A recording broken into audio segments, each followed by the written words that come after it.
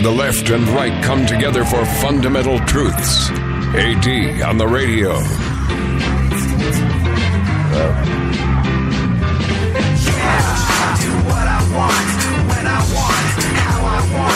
Every day you're going and working, running that rat race and that pace and that place will leave a bad taste for anyone, everyone working day after day. So buddy, I gotta say, for you, there's gotta be a better way, yeah.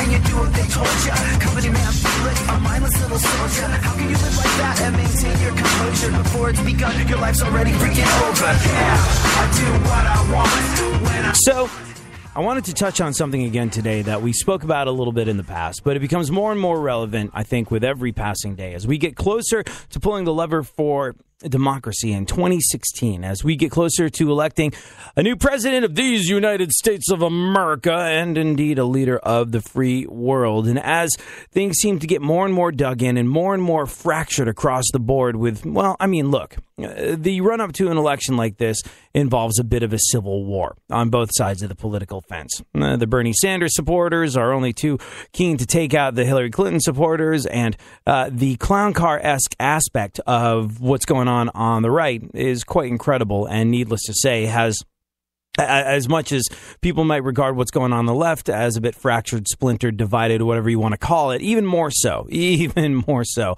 on the right, just because of the nature of the number of candidates that are part of the run-up to the election in 2016. Now, I wanted to touch on this one more time. You need to be strong. You need to be strong in your own mind and in your own actions and how you go through life. Because, well, look, the recent examples of gun violence that have happened over the last week or so. There was, of course, the college shooting. There was also, and it didn't get much press because it was dwarfed in its significance by the college shooting, but there was another high school shooting as well. And people are getting so dug in and so politicized over gun control. And, well, that's a whole other show. And we have discussed at length how I don't know if it's the guns. I think we should be addressing the sense of loneliness and isolation that leads to mostly young people to do this universally in a community of people where they felt ignored. That's a whole other show. But while bodies are still warm, people are politicizing it because they like a fight. People like a fight. People like to dig in. People like to go, I'm right, you're wrong. People like to gather in large groups of other folks that agree with them. Or if they're not sure what they think, they like to throw their weight in behind a group of folks that seem gung-ho about one side of something, because people want to feel like they belong, and people want to feel like they can win, and people want to feel like they can play the gotcha game with people that aren't smarter than them. And it's so important to be strong in your own mind and in your own actions, and to not let this desire to win, not let this desire to play the gotcha game, whether it be on the internet or in person, in terms of your political beliefs or your personal beliefs, your religious beliefs, not let that overshadow your sense of humanity. Because you look at stuff that exists in this day and age that really shouldn't, like racism, like bigotry, like prejudice, like anti-Semitism, like homophobia, and you wonder how that's kind of you wonder how that kind of thing, that kind of intolerance is even allowed to exist in this day and age. Haven't we evolved past that? You would think, right? But no, not so much. And I've said it before, I will say it again. The reason these awful things, bigotry, prejudice, anti-Semitism, homophobia, the reason this even is a thing anymore in this day and age, when it should have been Abraham Lincoln's problem and that was it, the reason these things exist is because intolerance is a great comfort to weak-minded people. Intolerance can be comforting. You know what? Intolerance you don't even have to be weak-minded to be comforted by it. Because as you make your way in the world, how often are you offered a clearly defined set of rules? Almost never, right? But it's comforting. It's comforting when you are handed those. It's like a dog. A disciplined dog is a happier dog. A dog just wants to know what to do to make you happy. Or it's like a man and a woman. If you're a guy and you're with a woman, all you want to know is how not to F up. All you want to know is, all right, what do I do and what do I not do so that I have an easy life, she's happy, and I get Bobo honked on a regular basis. You just want a clearly defined set of rules, do's and do nots. You know, when you're trying to figure out how you got in trouble, you're like, oh, I wish there was a handbook for navigating this. Well, much like dealing with the beautiful intricacy that is a woman, life is complicated and does not come with a clearly defined set of rules. Yet there are people who would seek to foist them on us. And let's be real here. A clearly defined set of rules can be comforting. Clear cut, right and wrong, black and white with no shades of gray. Without you having to think for yourself. Oh, that sounds like a nice relief, doesn't it? And it's a simple narrative for a simple mind, for simple people. It's comforting. Something that's easy to understand makes you feel like you're doing the right thing is very valuable, especially in today's world, in today's society. Look, hard and fast rules that are easy to live by are difficult to find. So it's attractive. It's attractive, this simple-minded thinking that causes bigotry, intolerance, homophobia, prejudices of all kinds. People love to be able to fall back on this stuff. Says in the Bible. Yeah. Well, you and I've said it before, we'll say it again. The Bible is a collection of allegorical stories with no known author in which man has been arrogant enough to interpret the Word of God. Now, the Bible's a wonderful book, but be aware that it can be twisted to support pretty much anything you want it to. Give me an egregious, awful act, and I'll find a Bible verse and a way of interpreting it that absolutely supports this.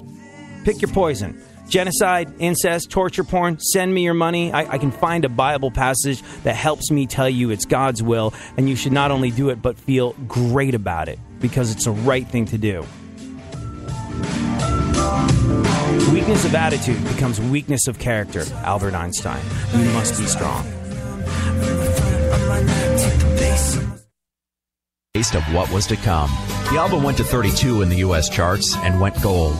This was followed up in 1976 with the very successful live album, Frampton Comes Alive, recorded at San Francisco's famed Winterland. The resulting publicity and multi-million-dollar grossing tour made Peter Frampton an international superstar and launched 3 hit singles, Do You Feel Like We Do, Baby I Love Your Way, and Show Me the Way. I want you. Show me the way. Every day I want you. Show me the way. Night and day I want you.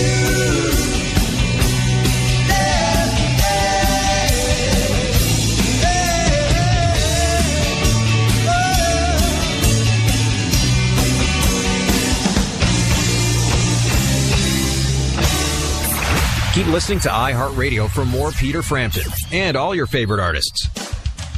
iHeartRadio goes one-on-one with Bob Seger to discuss the importance of keeping true to your own vision. If everybody does everything in a totally commercial fashion, music never gets any better. It's just everybody copying everybody else. And you have to fight for your own uniqueness. You have to fight for your own vision and stick to it when the powers that be are making money because they're commercializing you. They're telling you, but if you put another chorus at the end or whatever, and it doesn't fit the structure of the song, but if you keep hammering that chorus and make your verse shorter, and they don't know what they're talking about. It's your vision, and you have to have the strength to stick with that. Keep listening to iHeartRadio for more Bob Seger and all your...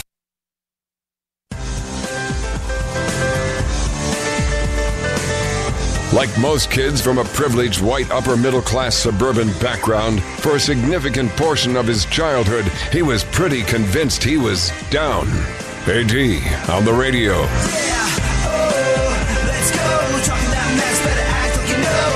Oh, let's go tonight. Walk away, punk, yeah, bitch. That's right, I know this. You're nothing but a punk, bitch. You're nothing but a punk, bitch. So walk away, yeah, yeah. You've been talking about me for a long time, but you're too scared to say what's on your mind. You've been talking. So, you got to be strong. You got to know where your own moral compass's true north is. You got to understand your own sense of right and wrong. I believe you're a good person. I believe I'm a good person. I don't believe that I don't believe that we need. I don't believe we need right and wrong spelled out for us in most cases. I don't know where it comes from. Honestly, I really don't. And this opens up a bit of a can of worms, really, doesn't it? A lot of people would say it comes from religion. A lot of people would say it's instinctive. I think it's instinctive. I think we as human beings are built for service. I think that just the fact that, all right, remember the last time you helped somebody else out? Maybe not even a big way. Say somebody dropped their groceries. You helped them pick them up. And you know what? You probably felt pretty good about it afterwards. And that's because when you do something like that, you get a little chemical release inside your body. I think it's not serotonin. I think it's that stuff that causes a mother's love. Oxytocin, I believe, is what's released when you do a good deed. Oxytocin is essentially like the body's internal love drug. Makes it feel good. Makes it feel connected. Makes it feel happy. And I think, any biochemist can correct me if I'm wrong on this one, I think that's what gets released when you help somebody out a little bit. It could be something very simple. It could be something like helping somebody pick up their groceries when they drop them. But we are instinctively built for service because we feel good when we help our fellow man. Not only that, but studies have shown, go one better. Not only that,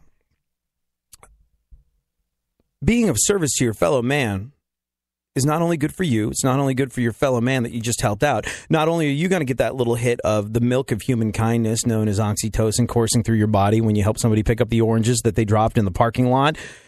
The person who you help, they're going to get that thing too, and they're more likely to go forward and help somebody else out. And you know what? If you're not one of the people involved in that equation, if you're just walking down the street and you see somebody help somebody else out, you're going to get that same little hit, that same chemical release. I think that is kind of proof that's the proof in the pudding when it comes to proving that we as human beings are instinctively built to feel good about being good to one another.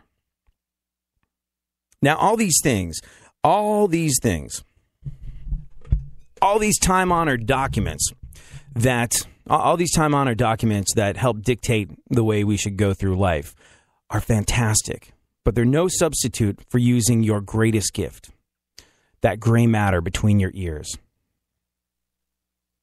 and its connection to what's beating in your chest, your heart and your mind. You've been given exactly what you need to make your way in the world. You've had your prayers answered before you've even prayed them. You've been created in a manner that sets you up 9 times out of 10 in humanity to be a good human being. So, the Bible, or the Constitution, the Bible, like we said, collection of allegorical stories. No known author. It's a book in which man has been arrogant enough to interpret the Word of God. It can be twisted to support, like I said, more or less anything you want to. An egregious, awful act, pick one. I'll find a Bible verse and a way of interpreting it that supports it. Pick your poison. Anything from genocide to incest to torture porn to sending me your money. I can find a Bible passage that helps me tell you that it's God's will and you should not only do it, but feel great about it because it's the right thing to do. The Bible is great. I want everybody to understand I'm not knocking it in any way, shape, or form. But it's yours to read and yours to interpret, and it's there as guidance. But never, ever let somebody twist it into an excuse for doing anything that harms anyone else. Adolf Hitler used the story of Cain and Abel. This is one of my favorite examples of... The story of Cain and Abel is probably my favorite story in the Bible, only because this whole idea of us being built for service, of us being built to help our fellow man, is what I get from it. It's what I get from it. God has asked, am I my brother's keeper? God says, yeah, you are your brother's keeper. For me, and for the vast majority of the world that feels kindness and compassion toward their fellow man, this says, hey, look out for one another. I put you on this earth to watch each other's ass. Yet Hitler was able to take the story of Cain and Abel and the mark, which is never defined. In fact, the mark has been used by pretty much every single hate group on the face of the planet. Some people say the mark is being black. Some people say the mark is being Jewish. Whatever you want to define it as, it's been used as an excuse to persecute others unfairly.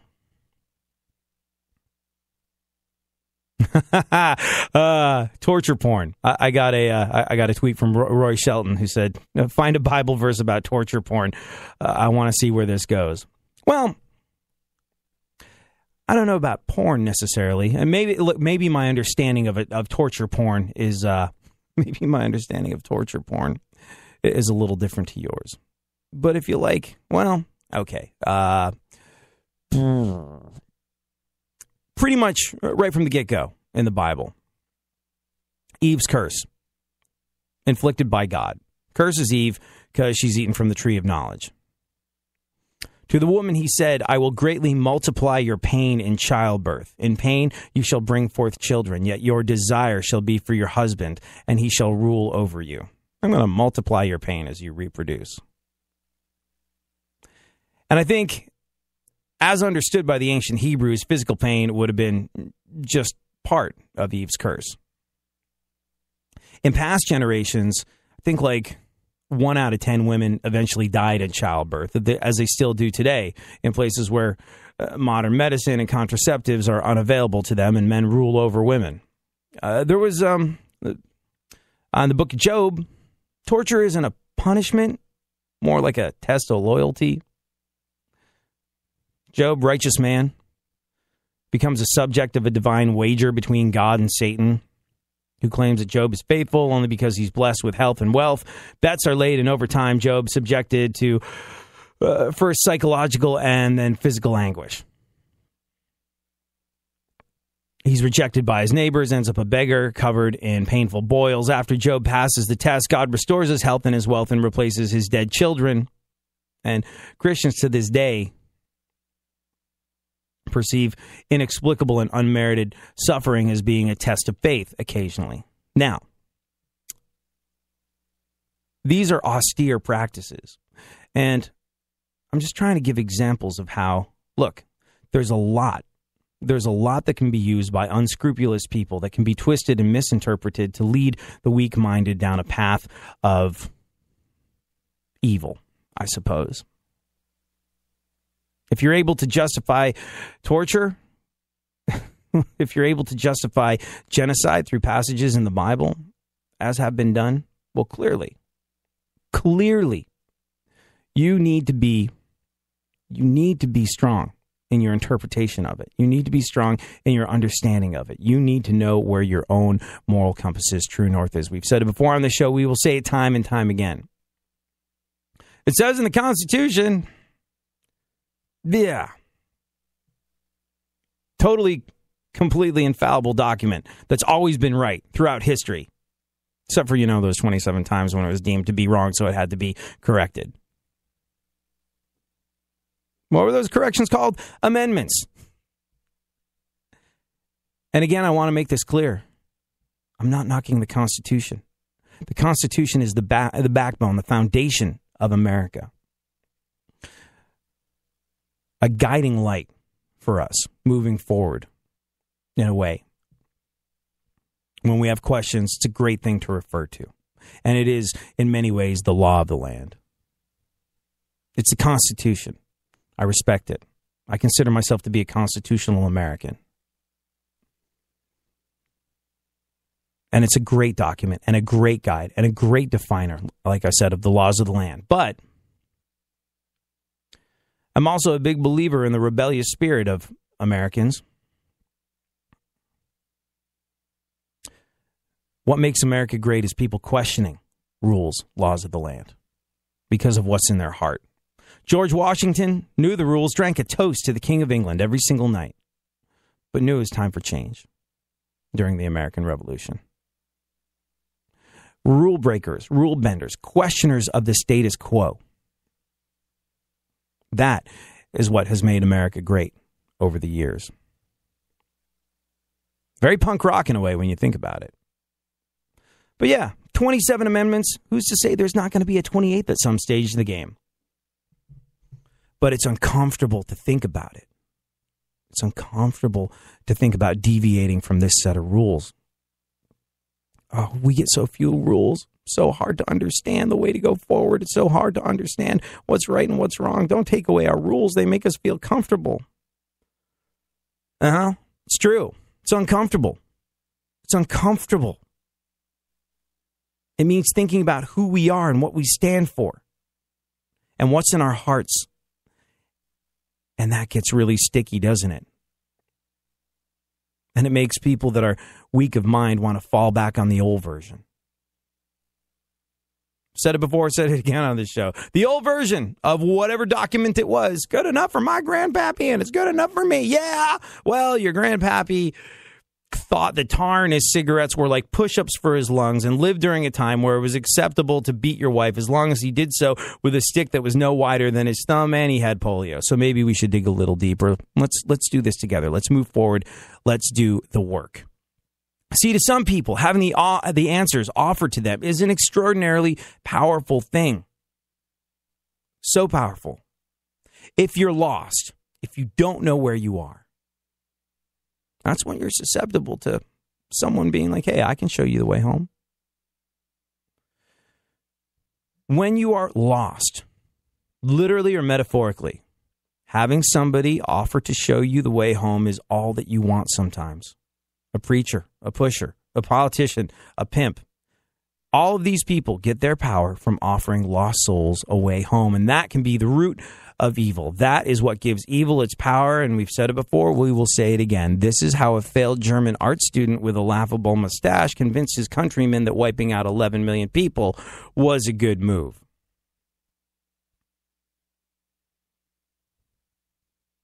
The right sense of having lost your way as a country. Dig up some historical, allegorical documents. Throw in the story of Cain and Abel. And all of a sudden, a nation of people are doing the unthinkable. This is why you, me, everyone, we have to think for ourselves. We must not take the easy way out. Your faith that guides you through life, if it does in fact guide you through life, is yours. Your decisions of right and wrong, what feels right to you, are yours. But I'm here to tell you, if you don't know the joy of being of service to another human being, if you don't know the joy of doing for others without expecting anything in return, that will help through what's in your heart and your mind. And the way we're built, the way we're set up, this little chemical release of oxytocin that comes out every single time we do a good freaking deed that makes you feel good. This will let you know. If you are questioning the right way forward, try being of service to someone that needs it. I categorically guarantee it'll give you a map. This is why you must be strong.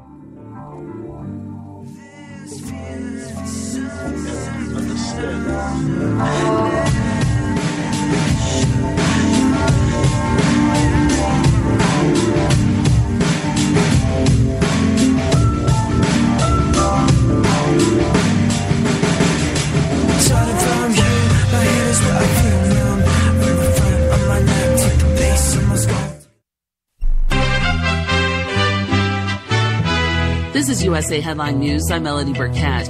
The top U.S. military official in Afghanistan says an Afghan hospital was mistakenly struck by a weekend airstrike. We would never intentionally target a protected medical facility. In a Senate hearing today, General John Campbell says Afghan security forces called in the strike while battling Taliban fighters in Kunduz. Campbell says he has ordered a full investigation and vowed to find out why it happened. The hospital strike killed 22 people. He says Afghan forces are coming along, but argued there's still a lot of work to do to get them ready to fully handle security in the volatile nation. The skies may be clearing, but record flooding continues in South Carolina. The new concerns are dams breaking and rivers cresting, as some areas have seen more than 25 inches of rain in 24 hours. At least 18 dams have already given way since Saturday. There have also been at least 11 weather-related deaths since flooding began late last week. For the USA Headline News, I'm Melody Burkett. Do you have trouble remembering names or where you left your keys? Ever feel like you're just in a mental fog? Over 140 million Americans over 40 suffer age-related memory loss. That's because, as we age, our brains stop producing vital neuropeptides, making it harder to retain important information. In fact, by age 50, the average person has lost half their short-term memory capacity. That's why a team of neuroscientists created Cebria, a medical miracle shown in a double-blind clinical trial to dramatically improve short-term memory in just 30 days.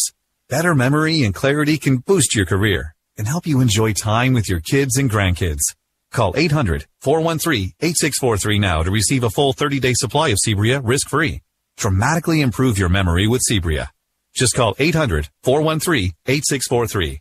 That's 800-413-8643. 800-413-8643. In the NFL on Monday Night Football, the Seahawks held off the Lions for a 13-10 victory. However, late in the game, Detroit's Calvin Johnson caught a pass near the goal line, tried to dive across the goal line for a score. Seattle safety Cam Chancellor punched the ball out of his hands, and teammate KJ Wright then intentionally batted the ball out of the end zone. The referees called a touchback. Seattle ran out the clock and won the game. However, after the game, the NFL admitted the wrong call was made. It is illegal to intentionally bat the ball out of the back of the end zone. Detroit should have gotten the ball after a penalty on Seattle. First and goal at the 1-yard line. Seahawks, though, get the win. They're 2-2. Detroit drops to 0-4 with the tough luck loss. Miami Dolphins fired their head coach Joe Philbin. They replaced him with Dan Campbell on an interim basis. In baseball, New York Yankees veteran starting pitcher CC Sabathia checked into an alcohol rehab center on the eve of Game 1 of the AL wildcard matchup between the Yankees and the Houston Astros. The Washington Nationals fired manager Matt Williams. I'm Eddie Garcia. We are iHeartRadio shines a spotlight on Steve Winwood. Steve Winwood's music career began its amazing journey at the young age of 15. As the driving force of the Spencer Davis Group, the group enjoyed a string of chart success by way of such enduring classics as Keep On Running, Gimme Some Lovin', and I'm a Man.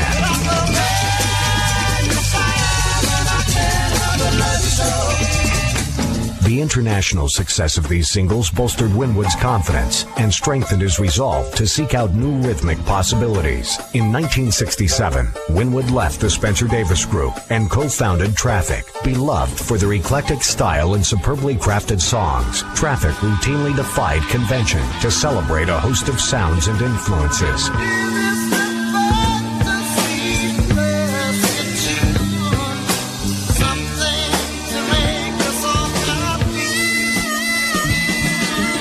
Eager to try his hand with other creative partnerships, Winwood left Traffic in 1969 to join a new group formed by Cream guitarist Eric Clapton and drummer Ginger Baker, rock's first supergroup, Blind Faith.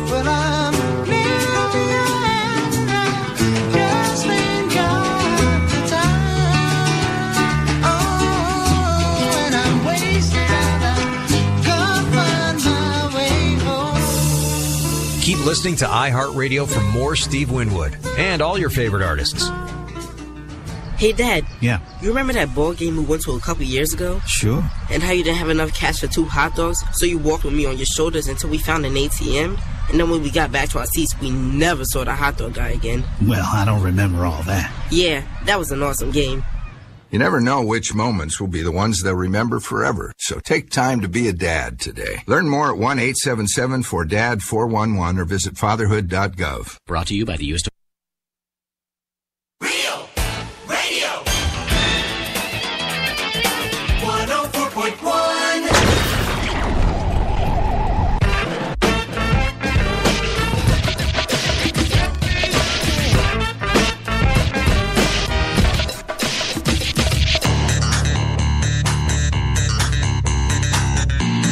Now, more AD on the radio. Back once again, the ill behavior, delivering and giving you my musical savior. savior. Back once again, it's your boy AD again. Nobody rock a party better than me. Back once again, the ill behavior. Deliver anything, you're a musical savior. Back once again, it's your boy AD again. Nobody rock a party better than me. We should get into the news super quick, but I wanted to take a moment to sort of like almost stop the show and acknowledge something pretty cool that just happened. I got a tweet from a guy that listens to the show on a regular basis, a guy called Roy Shelton. If you're just joining us, we are talking a little bit about, well, knowing yourself, knowing what's in your own heart, not being swayed from your instinct of what is right and what is wrong. Chances are you know. Chances are you're a good person. And there's lots of people that, well, are looking for a simple definition of right and wrong because it's tough in this day and age. As much as you might know what's in your own heart, lots of situations need further inspection. Lots of situations need people to play the devil's advocate. Lots of people are not sure of what's right and wrong. They have an instinct in their heart, but it's easy to sway folks. I won't say it's easy to sway folks, but a lot of folks are easily swayed. And the Bible, I think, has been used throughout the years to justify some pretty egregious stuff. Now,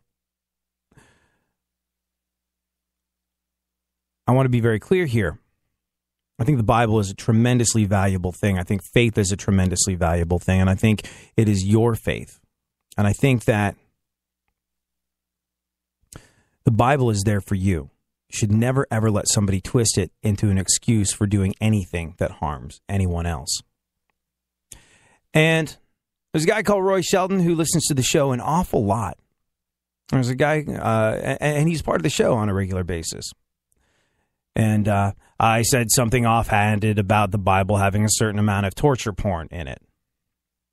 And he was like, I'll bite. Find the Bible verse. I want to see where this goes. And on further inspection, I think Roy and I understand each other. And if you're thinking like Roy, I think we understand each other. He got back to me and said, I see what you're saying. It's not the Bible or Christians that are bad. It's just people that would twist it for evil. Absolutely what I'm saying. That is it. And then Roy added, those that twist good for evil, that's what we have to be aware of. And that's what we have to be wiser than. Absolutely. And this is what I love about this show. Look, when it comes to picking a side, like we said, these clearly defined simple narratives of black, white, right, wrong, no shades of gray, nothing in the middle. It's easy to pander to it's easy to pander to a room full of people that already agree with you. That's easy, whether you're on the right or the left. It's easy to go up on stage or go on the radio and say something that is going to make a whole bunch of people that think the same way you do go, yeah, right on, whether it's on the right or the left. But I love what happened between me and Roy in this instance. He said he had to play devil's advocate, had to know where it went. And I welcome that. I really do. It's not the easiest way to go through life. It's not the easiest thing to do with this show. And if I was to get in a room full of people that would agree with me at every single turn, or if I were to find a room full of people and then just pander to them at every single turn, well, Funkhauser and I would be driving much nicer cars and living in much nicer houses. I have a feeling sometimes Funkhauser's like, come on, can't you just, pick a side, talk to him, and we can, eat and pay rent and stuff like that? No, sorry. We're taking a path less traveled, a path of more resistance in this case. But I love what happened between me and Roy just now. It's how we learn from one another. That's how we build understanding. And I love being questioned by people that aren't sure if they agree with me or not. I love it. As long as it's done in a civilized manner where we're having a conversation, well, that means every single time somebody disagrees with me and calls me on it, this is an opportunity for me to learn. And I love that. And if they're open-minded enough, it's an opportunity for them to learn. And I think what happened is such a great microcosm of the way things should go in this day and age. Roy heard me say something, and he was like, I don't know about that. Well, hold on.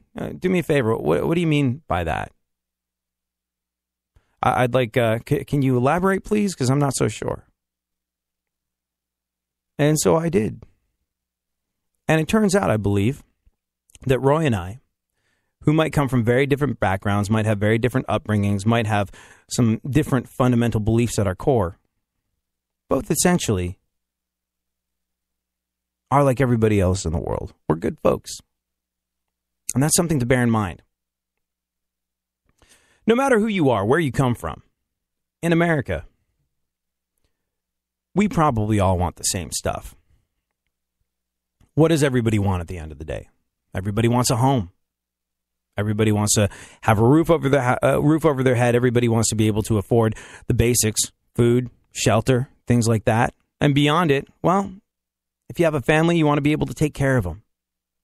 You probably grind really hard every single day, working away to give the very best that you can to the people that matter the most. And you probably want to be able to know that your hard work is paying off, that if you have a wife, if you have a husband, if you have kids, you want to know that you're going to be able to provide for them. The American dream is not necessarily a complicated one. It's become that much more intangible over the last 10, 15 years or so. But the things that we want, the things that we need, the things that we feel everyone should have and have access to, life, liberty, the pursuit of happiness, the ability to feed your kids, get your kids educated, to give them a shot. The end picture that we're all working toward is very different. It is exactly the same, The end picture that we're all working toward is pretty much the same for all of us, with subtle variations. And if we bear in mind that we're all working to the same end goal, we all have the same final picture in mind, maybe just different ideas about the best way to get there, we can maybe have a conversation and maybe, just maybe, learn something from one another. And I thank Roy for helping me learn something from him, and I hope he learned something from this show. You're the best. I guess that I should start by saying that all of this story is true. On Genesis.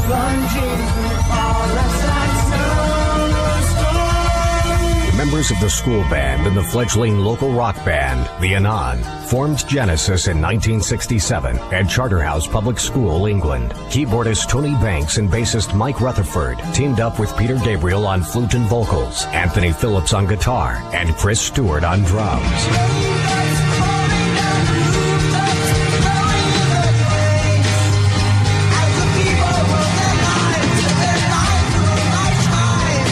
In 1968, they signed to Decca. They recorded their first two singles and the album From Genesis to Revelations. In 1970, the band came to the attention of Charisma, and with producer John Anthony, they began to work on Trespass, a cult success. Stand up and fight, for you know we are right. We must strike at the lies that are spread like disease. Keep listening to iHeartRadio for more Genesis and all your favorite artists. Checking out the movies this weekend? Here's your box office preview. The big new release this weekend is Pan, a prequel to the classic Peter Pan story. An orphan is taken to Neverland to stay a kid forever, while also meeting Captain Hook and fighting off the evil pirate Blackbeard. Levy Miller, Garrett Hedlund, Amanda Seyfried, and Hugh Jackman star in this fantasy adventure. Also out this weekend is the dramatic thriller Crash, based on the 2010 novel. Set in Brazil, it follows three street teenagers who live by going through people's garbage. One day, they find a discarded wallet that holds the key to exposing corruption in their city, and they're forced to rely on a priest and an aid worker for protection. Rooney Mara, Wagner Moura, Selton Mello, and Martin Sheen star. Still in theaters are The Martian, Hotel Transylvania 2, Sicario, The Intern, and Maze Runner: The Scorched Trials, plus Black Mass, Everest, The Visit, The Perfect Sky, and The Walk. And that's your weekend box office preview on iHeartRadio. Real radio. Real radio. Real radio. Real radio. 104.1. Now, someone who everybody wants to punch in the face. AD on the radio.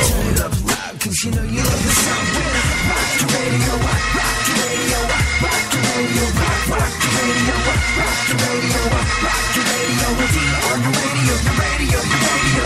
Rock your radio, rock your radio, rock your radio. Is it a scam? The whole pink NFL thing? I mean, it's October, so, well, October does what it always does. It's Rocktober. October brings swatches of pink to the NFL. Along with pink everything at the grocery store, and, companies will tell you buying their product can make you feel better about yourself because you're supporting breast cancer. And you know what? It's probably a little cynical of me to come at it this way. Probably a little cynical of me to come at this way because, doing something is better than doing nothing. But the folks over at Business Insider looked into the NFL pink campaign. And there was some sort of, some eyebrow-raising money management. This is what they wrote at the time. For every $100 in pink merchandise sold, $12.50 goes to the NFL.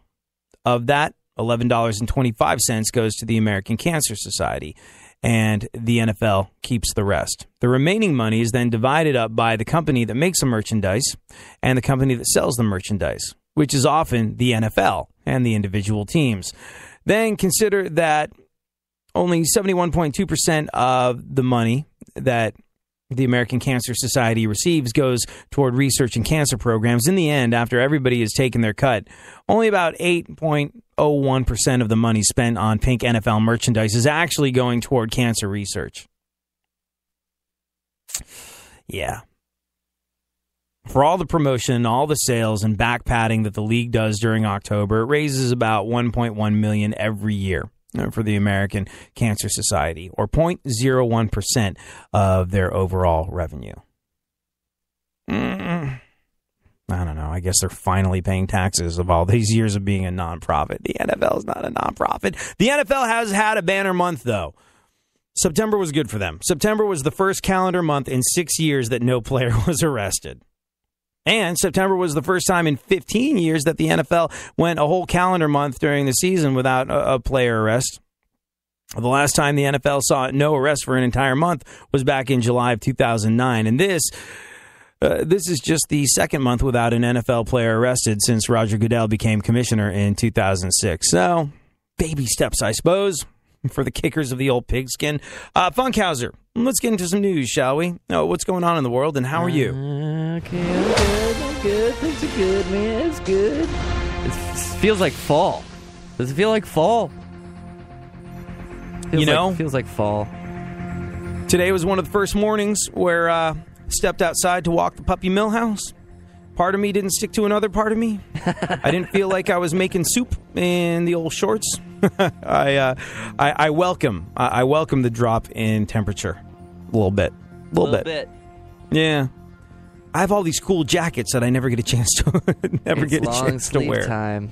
Yeah, buddies. At least on the West Coast. I don't know how it is down there, but here comes fall. Here comes Everybody fall. We're happy for this. Pizza is the most Instagrammed food in the world. Oh, we're just jumping right in. We're just jumping right into the news. Oh yeah. No, I thought we would banter about your life and what was going on in it. Nothing's. I'm boring this week. So pizza's the most Instagram food in the world. Yeah. Except in North Korea, where the most Instagram food in the world continues to be air. Oh, look, a bowl of nothing with air sauce, delicious. Click. Go on. #yummy. New billboards in Los Angeles link Tinder to STDs. What do you suppose, Funkhauser? I think. What? Well, you're the because I'm the one only that's been person on Tinder. You are the one that's been on Tinder. The only one. The only one I know. The only one that's done the Tinder dating successfully, where you have met significant one and onlys. Several one and onlys, I guess. Several one and onlys. Hey, she listens to the show. I'm trying to dance around it. You're just putting it out there. No, you know what? I think Canadian Jane is well adjusted enough to understand that you were both on Tinder before. Everything's different up there. But yeah, new billboards in Los Angeles are linking Tinder to STDs. Sorry. Did I say Tinder? Clearly, I meant Kardashians. Let me ask you this, Funkhauser. Did Tinder take That's not a lot of the funny. Did Tinder take a lot of the effort out of it for you? What do you mean effort? No, it's just like talking to anybody, you know? Yeah, I know, but like that whole... Oh, you mean the whole in-person going up? Hey, what's up there? How you doing? My name's Barry Funkhauser. Well, I mean, you've obviously what Tinder seems to be is a bit of an icebreaker, but does it make it so you don't have to do dinner and a movie 3 times before you get to see or touch a boob? Can you just be like, Tinder it up for a week or so and be like, Netflix and chill? It depends on the dude, I think. I'm more classic. I want to take a girl out and have some fun that way. You know, go around the Monopoly board at least one time. Well, we know that you are a scholar, being that you design buildings before. Nobody knows this about Funkhauser. He was an architect before he decided to press buttons for knuckleheads like me for a living. Like, he's the smartest person I know. He's done so much awesome stuff. He's designed a building that exists. He was an architect before he did this. And, well, you are. Not only are you a scholar, it turns out you're a gentleman as well. You build things. Now I design air. Yeah, well, no. You build things, and I guess that includes the building of relationships. You give it the proper foundation, because you know if it doesn't have it, it'll crumble away. See what I did there? I like it. Yeah, that's good. Go on. Hillary Clinton, Hill Dog, she's going to try to be more transparent. Yeah, let's just hope this transparency doesn't include her pantsuits. Thank you, but no. Isn't that a TV show? I tried to picture Hillary Clinton naked the other day because somebody was like, who would you? You know, Carly Fiorina or Hillary Clinton. And I was just like, yeah. Well, tell me, would you? Out of Fiorina or Clinton? Yeah. I would definitely go Fiorina. Yeah, I'm with you on that. Yeah, Fiorina seems like... Fiorina seems like an achiever, like her whole life. You know, look at the presidential hopefuls. We're sick of politicians. You got Trump, Carson, and Fiorina way out in front of everybody else. Nobody wants a politician anymore. And what Fiorina was before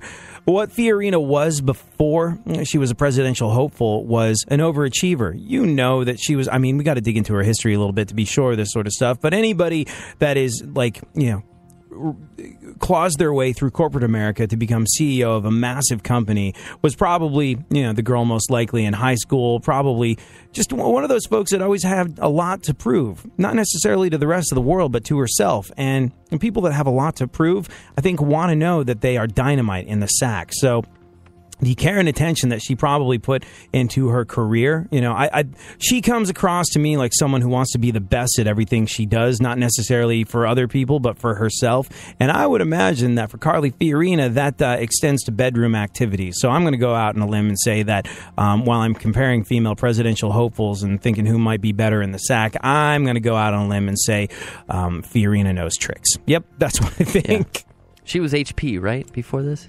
Is that right? Yeah, and interestingly enough, a lot of people are like, oh, she failed upwards, and her take on events was she was fired. Look, the rhetoric on her was that she was fired for doing a lousy job as CEO of HP, but.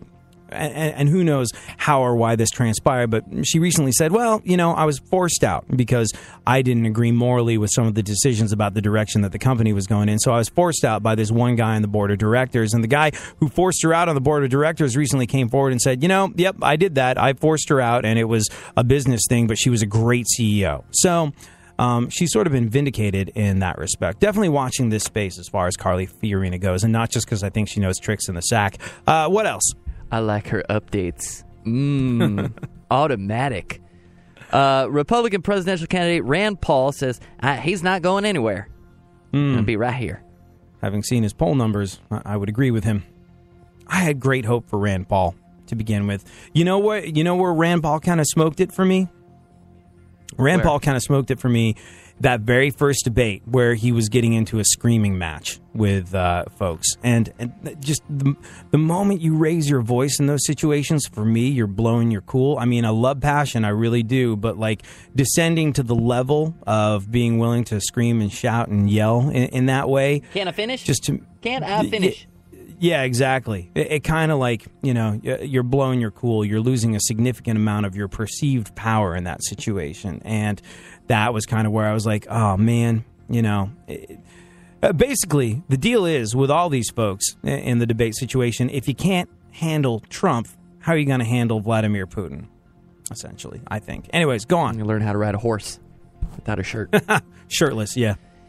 All octopi are colorblind. All of those octopuses are colorblind. All octopuses are colorblind. Yep, scientists have figured this out recently. Which is, by the way, you won't find a single octopus working on Donald Trump's campaign. Go on. 72% of Americans say the U.S. isn't as great as it once was. Wow. Amazing. Hard to believe. That 72% of Americans speak English. One more, Funkhauser. A flight attendant for a Middle Eastern airline was caught charging men for sex mid-flight. That's one way to prevent skyjackings. See what I did there? I think you should Karate Kid that. Would you like some peanuts?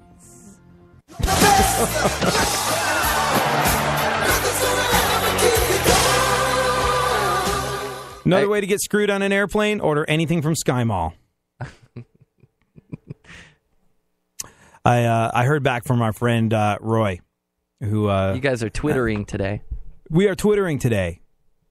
And, man, look, he sent this to me privately, so I feel a little... I don't want to back the bus over him by reading it in public, but it just...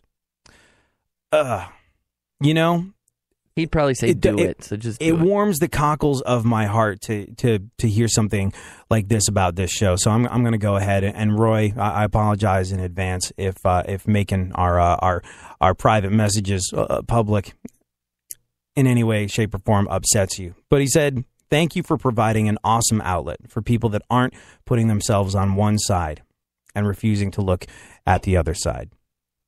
I don't know about you, but for me, that just feels like mission accomplished with this show. That just feels like mission accomplished with this show. Can I Karate Kid you again for that? Yeah, you know what? Karate Kid Roy Shelton.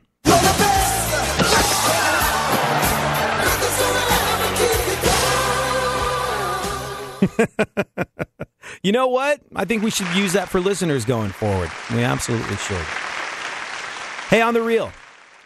That means an awful lot to me. And if you are like Roy, and if you are like a lot of people that have started joining our radio family and listening to this show, and you feel like this is a show, this is a place that provides you with an outlet for thoughtful talk and thoughtful understanding, in addition to the never-ending parade of boob and fart jokes.